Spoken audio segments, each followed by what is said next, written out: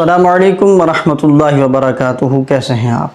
कुर्बानी से 10 दिन पहले बाल और नाखून ना काटने का मसला क्या है, यानी जो शख्स कुर्बानी कर रहा है तो क्या वो बाल और नाखून काट सकता है या नहीं काट सकता, और अगर बिलफर्ज काट लेता है तो क्या ऐसे शख्स की कुर्बानी जायज़ है या नहीं है। तो इस हवाले से ज़रूरी मसला समाअत फरमा लीजिए। सबसे पहले मैं आपके सामने दो हदीस तय्यबात पेश करता हूँ। मुस्लिम शरीफ की हदीस पाक है, हज़रत सैयदना उम्मे सलमा रज़ियल्लाहु तआला अन्हा जो कि उम्मुल मोमिनीन भी हैं, ये रिवायत कर रही हैं कि नबी पाक अलैहिस्सलातु वस्सलाम ने इरशाद फरमाया कि जब ज़ुल्हिज्जा का अशरा आ जाए और तुम में से कोई कुर्बानी का इरादा रखता हो तो उसे चाहिए कि वो अपने बाल और नाखून में से कुछ ना उतारे। और दूसरी बात में ये है कि जब ज़ुल्हिज्जा का चाँद नज़र आ जाए और तुम में से कोई कुर्बानी का इरादा रखता हो तो वो ना बाल कटवाए ना नाखून कटवाए। एक दूसरी हदीस हज़रत अब्दुल्लाह बिन उमर रज़ियल्लाहु तआला अन्हुमा से रिवायत है।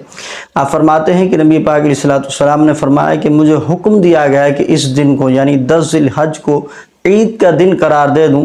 तो इस पर किसी शख्स ने अर्ज़ की कि या रसूलुल्लाह सल्लल्लाहु अलैहि वसल्लम, मेरे पास एक ही बकरी है और वो भी मुझे किसी ने अतिया की है, तो क्या मैं उसे ज़िबा कर सकता हूँ?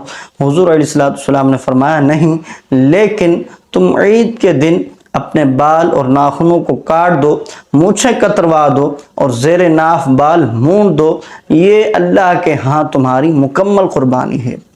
तो इस हवाले से उलमा ये फरमाते हैं कि ये अमल मुस्तहब है, यानी जो शख्स कुर्बानी कर रहा है उसके लिए मुस्तहब है कि ज़िलहज का चाँद देखने से लेकर ईद के दिन तक ना बाल कटवाए ना नाखून कटवाए। ईद वाले दिन ये बाल काट दे, नाखून काट दे, मूछें कतरवा दे, तो उसके लिए ये मुस्तहब अमल है। और वो शख्स भी कि जो कुर्बानी नहीं कर रहा उसके लिए भी ये मुस्तहब है कि वो भी ज़िलहज का चाँद देखने से लेकर ईद के दिन तक, यानी जो 10 दिन हैं, इसमें ना बाल काटे ना नाखून काटे ना ज़ेर नाफ बाल मूंडे, बल्कि ईद वाले दिन वो ये सारी चीज़ें काट दे, तो उसके लिए मुस्तहब अमल है, उसको भी कुर्बानी की मिसल सवाब हासिल होगा। तो याद रहे कि ये अमल मुस्तहब है, कोई फ़र्ज़ वाजिब नहीं है। कहीं ऐसा ना हो कि इस मुस्तहब पर अमल के चक्कर में आप वाजिब से जो है पीछे हट जाएं, वाजिब का तर्क कर दें, उसे छोड़ दें, तो फिर आप गुनाहगार होंगे। मुस्तहब काम वो होता है कि करें तो सवाब है और ना करें तो गुनाह नहीं होता, लेकिन वाजिब को अगर आपने छोड़ दिया, तर्क वाजिब कर दिया, तो आप गुनाहगार होंगे। अब इसमें किस तरह तर्क वाजिब हो रहा है, किस तरह बंदा गुनाहगार हो सकता है, तो वो सूरत मैं आपको बयान कर देता हूँ। एक शरई मसला याद रख लीजिए कि 40 दिन से पहले पहले अपने नाखून काटना और ज़ेर नाफ बाल मूंडना ये लाजिम होता है। अगर किसी ने इतनी ताख़ीर की कि 40 दिन पूरे हो गए तो अब वो शख्स गुनाहगार है, यानी 40 दिनों से पहले पहले सफाई करना ये वाजिब है, और अगर 40वां दिन आ गया तो अब ये शख्स गुनाहगार होगा क्योंकि इसने सफाई नहीं की, ये वाजिब थी।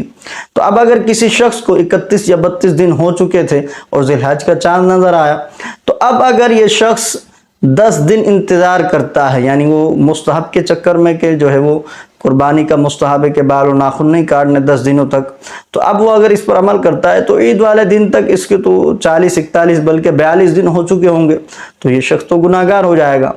तो लिहाजा चाहिए कि चाँद देखने से पहले पहले अगर किसी ने 1-2 हफ्ते में सफाई की हुई है तो वो शख्स इस मुस्तहब पर अमल कर सकता है, यानी उसको इन 10 दिन को मिलाने के बाद 40 दिन ना बनते हों।